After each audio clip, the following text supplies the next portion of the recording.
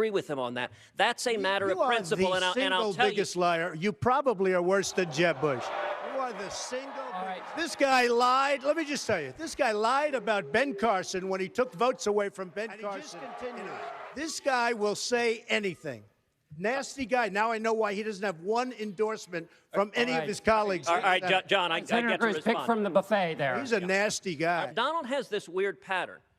When you point to his own record, he screams, liar, liar, liar. If you want to go, where did I support it? Where did I support it? Hey, Ted, where did I support it? If you want to go and watch the video, go to our website, TedCruz.org. Where did I support it, Ted? Out of Donald's own mouth.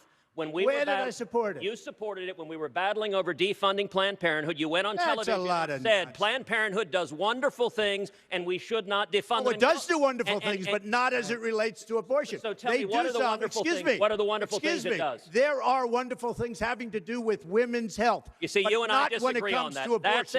Not when it comes to abortion. That's where I draw the line. John, the reason how I know that. Hold on, gentlemen. I'm going to turn this car around. John Roberts, Ted Cruz, with your brother, wanted John Roberts to be in the United States Supreme Court. They both pushed him. He twice approved Obamacare. All right, gentlemen. Good going, man. My name was hold on. My name was mentioned twice. Well, hold on. Gentlemen, we're in danger of driving this into the dirt. I did not nominate John Roberts. I would not have nominated John Roberts. You pushed him.